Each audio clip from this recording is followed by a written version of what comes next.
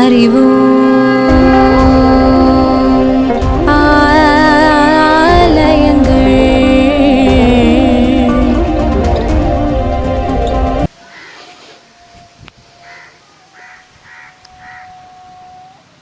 Mercury வழங்கும் அறிவோம் ஆலயம் நிகழ்ச்சிக்கு நேயர்கள் அனைவரையும் அன்புடன் வரவேற்கிறோம். இன்றைக்கி நம்ம எங்கே வந்திருக்கோம்னா, புதுவை நாவகுளத்தில் இருக்கக்கூடிய, அதாவது நம்ம புதுவை விமான நிலையத்திற்கு பின்புறம் அமைந்திருக்கக்கூடிய ஐயா கோயில் அப்படின்னு சொல்லுவாங்க. ஸ்ரீலஸ்ரீ ராஜகோபால சித்தர் அப்படின்னு சொல்லக்கூடிய ஒரு மகா யோகியினுடைய ஜீவசமாதி ஆலயத்திற்கு நம்ம இப்போ வந்திருக்கோம்.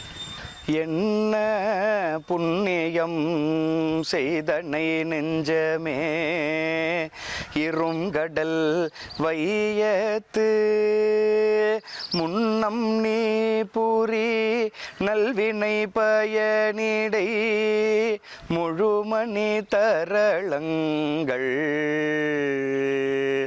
மண்ணு காவிரி சூழ் திருவலம் ஜூழி வாணனை வாயார மண்ணு காவிரி சூழ் திருவலம் ஜூழி வாணனை வாயார பண்ணியாதரித்து எத்தியும் பாடியும் வழிபடும் அதனாலே ஏ ஏ ஏ. அதாவது நாம் எந்த அளவில் புண்ணியம் செய்திருக்கிறோமோ அதை பொறுத்து தான் நம்முடைய வாழ்க்கையினுடைய தரம் அமையும் அப்படின்னு சொல்லுவாங்க. அதாவது மானுடராக பிறப்பதற்கு ஒரு புண்ணியம், அதுலேயும் ஒரு படி மேலே போய் பார்க்கணும் அப்படின்னா இந்த பாரத கண்டம்னு சொல்லக்கூடிய இந்த பாரத தேசம், நம்ம இந்தியாவில் பிறக்கிறது அதை விட புண்ணியம். இந்தியாவில் பிறந்தால் மட்டும் போதுமா அப்படின்னா அப்படி கிடையாது. தமிழ்நாட்டில் பிறக்கிறது இந்த பாரத கண்டத்தில் பிறக்கிறத காட்டிலும் இன்னும் புண்ணியம்னு சொல்லலாம்.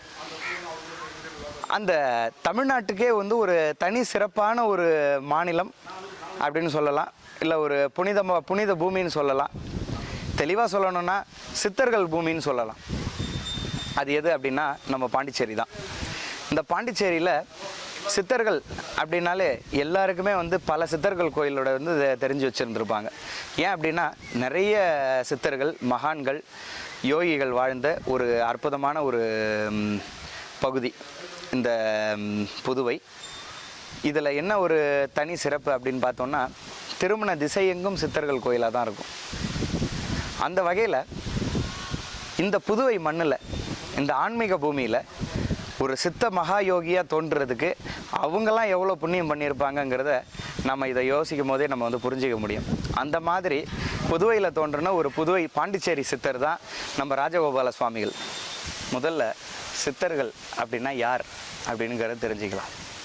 ஒரு 8 விதமான சித்திகளை கைவரப்பெற்றவர்கள் தான் சித்தர்கள். அந்த 8 சித்திகள் என்ன அப்படின்னா அஷ்டமா சித்தி அப்படின்னு சொல்லுவாங்க. அனிமா, மகிமா, லஹிமா, கரிமா, வசித்துவம், ஈசத்துவம், பரகாமியம் உள்ளிட்ட 8 விதமான சித்திகள். இந்த 8 விதமான சித்திகள் மூலமாக தான் இந்த சித்தர்கள் இந்த உலகத்தை ஆட்சி செய்திருக்காங்க.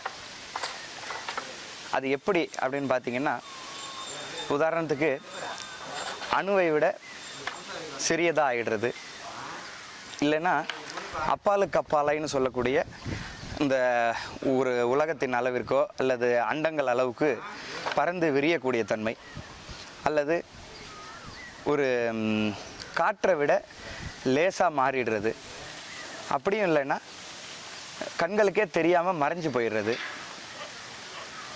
இதையும் கடந்து மேலே போய் பார்த்தோன்னா பிரம்மா, விஷ்ணு உள்ளிட்ட தேவர்களை தன்னோட ஆணைக்கு இணங்க ஆட்டி படைக்கிறது. இந்த மாதிரியாக ஒரு 8 விதமான சித்திகள். அதில் கூடு விட்டு கூடு பாய்தல், ரசவாதம், வசியம், இந்த மாதிரியான விஷயங்களும் நடக்கும். இப்படி இருக்கக்கூடிய பல அரிய சித்துக்களை கைவர பெற்றவர்கள் தான் சித்தர்கள். இதை கைவர பெறணும்னா மணி மந்திர ஔஷதம் அப்படின்னு சொல்லுவாங்க. மணி மந்திரம் ஔஷதம் அப்படின்னா முதல்ல மூலிகைகளை உட்கொண்டு இந்த உடலை வளமாக்கி உடலை அழியா தன்மைக்கு கொண்டு போகிறது. அதுக்கடுத்தது மந்திரங்களை ஜபிச்சு நம்முடைய தவ வலிமையும் தவ ஆற்றலையும் பெருக்கி அதன் மூலமாக சித்திகளை அடைவது. அதே மாதிரி இன்னொரு முறை இருக்குது, யோக முறை. யோகத்தின் மூலமாக குண்டலினி எனும் பேராற்றலை எழுப்பி நம்ம உடம்புல இருக்கக்கூடிய ஆதாரங்களாக இருக்கக்கூடிய 6 ஆதாரங்கள்னு சொல்லுவாங்க. மூலாதாரம், சுவாதிஷ்டானம், மணிப்புரம், அநாகதம், விஷுத்தி ஆகிய இந்த ஆதாரங்களை சரிவர இயங்கச் செய்து அதன் மூலமாக ஞானத்தை பெறுதல். இந்த 3 வழிகளால் மட்டும்தான் சித்திகளை அடைய முடியும் அப்படின்னு சொல்லிட்டு நம்முடைய பழங்கால நூல்களும் நம்முடைய சமய சாத்திரங்களும், இன்னும் சொல்லணும்னா திருமூலர் எழுதிய திருமந்திரம் உள்ளிட்ட அற்புதமான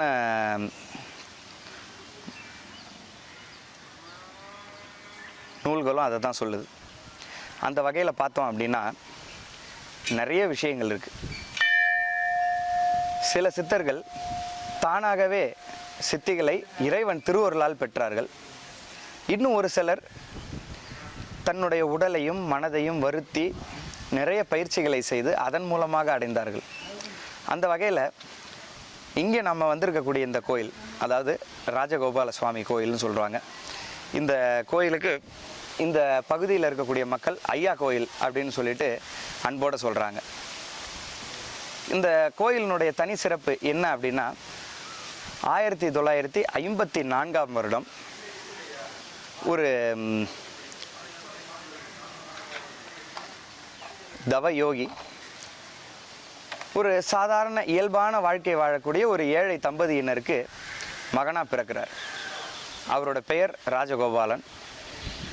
இவரோட தாய் தந்தையர் என்ன அப்படின்னு பார்த்தீங்கன்னா வீடு கட்டுமான தொழில் செய்யக்கூடியவர்கள். அவங்க வந்து இந்த கட்டுமான பணிகளை செய்து அதன் மூலமாக வரும் வருமானத்தில் குடும்பம் நடத்திட்டு வந்தாங்க.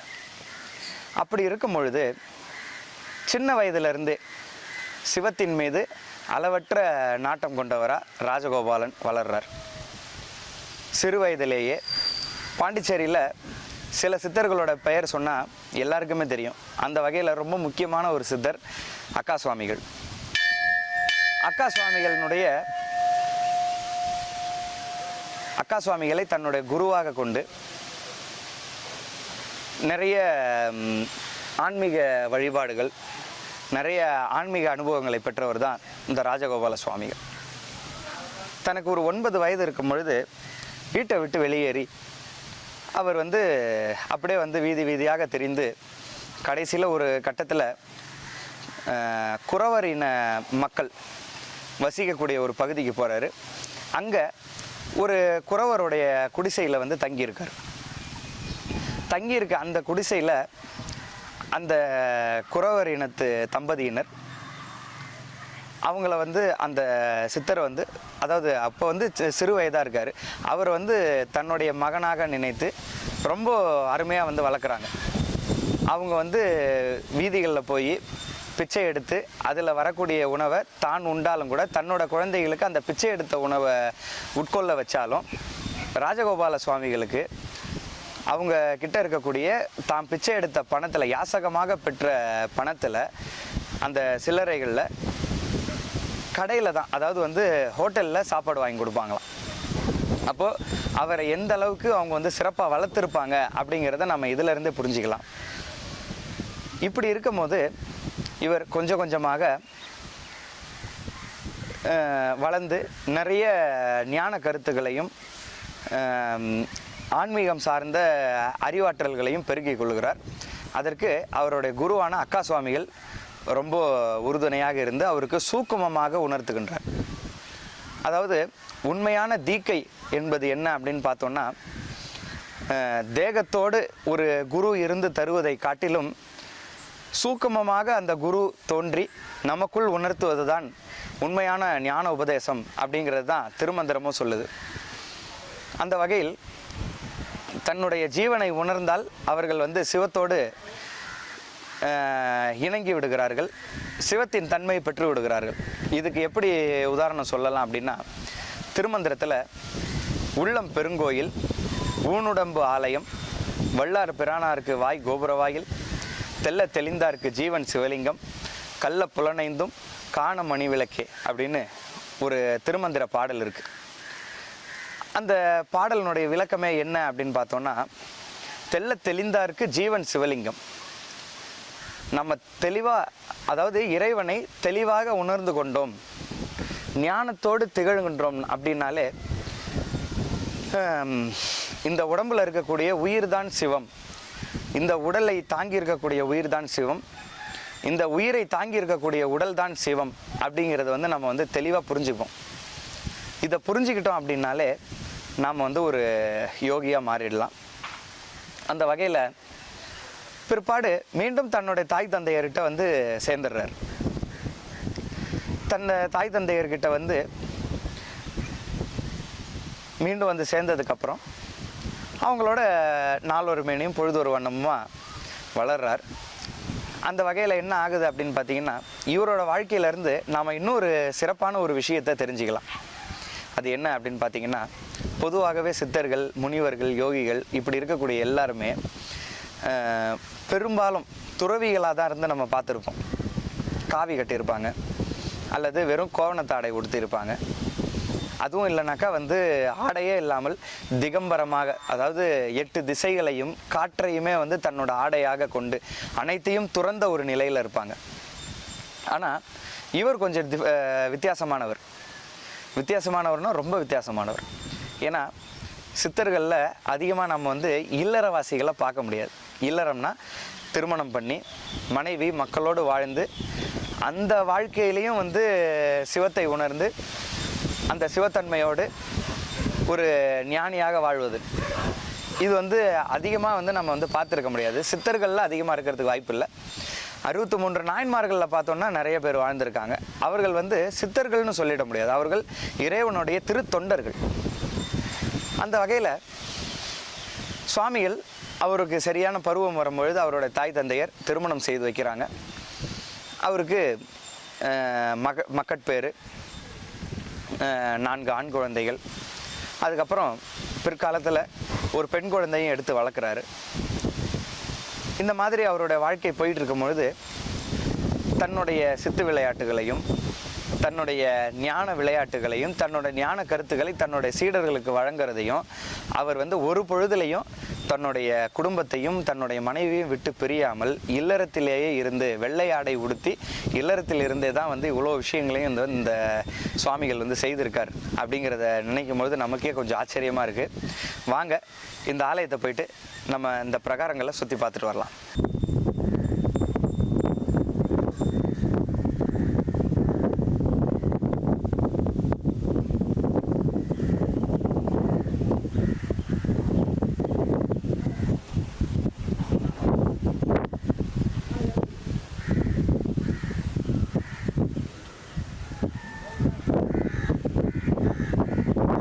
இந்த கோயிலில் பார்த்தீங்கன்னா சிறிய கோயில் தான், சுவாமிகளுடைய ஜீவசமாதி மட்டும்தான் இருக்குது. அதை சுற்றிலும் பார்த்திங்கன்னா முழுக்க இயற்கை. சிறிய கோயில் ஆனால் பெரிய இயற்கை வளம் அப்படின்னு சொல்லலாம். சுற்றிலும் வந்து வீடுகள்லாம் ரொம்ப குறைவு. அதே மாதிரி எங்கே பார்த்தாலும் மரங்கள், மூலிகை செடிகள், அந்த மாதிரி ரொம்ப ஒரு ரம்மியமான ஒரு சூழலில் இப்படிப்பட்ட ஒரு இடத்துல வந்து சுவாமிகள் சமாதி ஆகியிருக்காருன்னும் பொழுது உண்மையாலுமே அந்த இயற்கையால் கவரப்பட்டிருப்பார் அப்படின்னும் நம்ம கண்டிப்பாக ஒரு வகையில் வந்து சிந்திக்க தோணுது. இன்றைக்கி சுவாமிகள் சித்தி அடைந்த அந்த நட்சத்திரத்திலே நம்ம அந்த கோயிலை தரிசனம் பண்ண வந்திருக்கோங்கிறதுனால இன்றைக்கி வந்து அந்த அவருக்கு நடக்கக்கூடிய சிறப்பு அபிஷேகங்களையும் நம்ம வந்து கண்டு கழிக்கலாம்.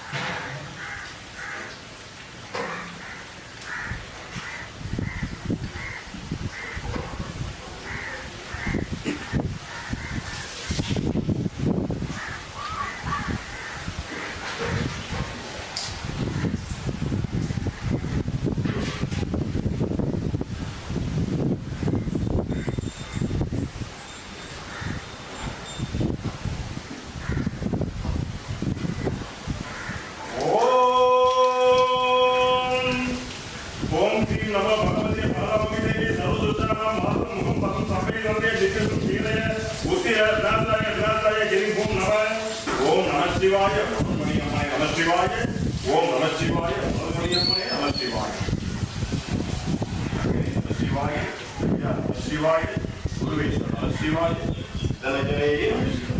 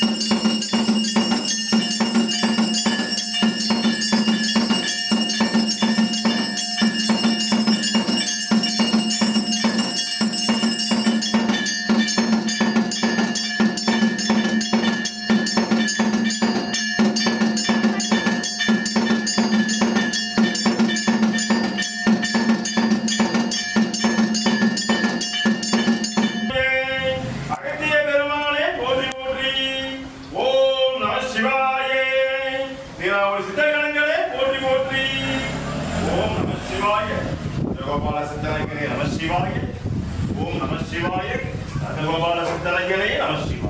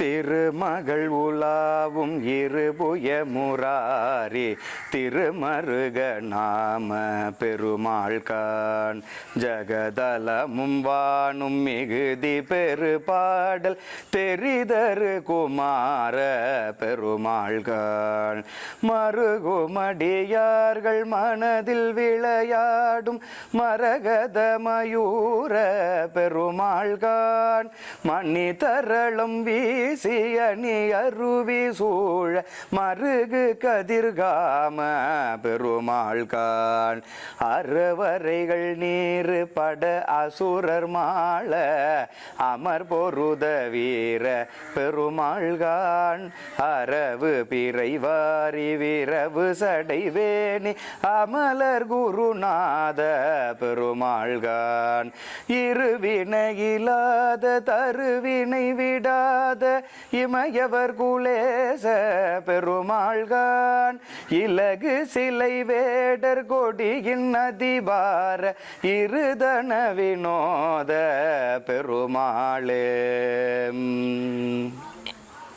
இன்றைய தினம் புதுவையினுடைய ஒரு தனி சிறப்புமிக்க ஒரு அற்புதமான ஒரு சித்தர் ஆலயத்தை தரிசனம் செஞ்சோம். மீண்டும் ஒரு அற்புதமான தனித்துவம் நிறைந்த ஒரு ஆலயத்தோடு மீண்டும் உங்களை சந்திக்கிறோம்.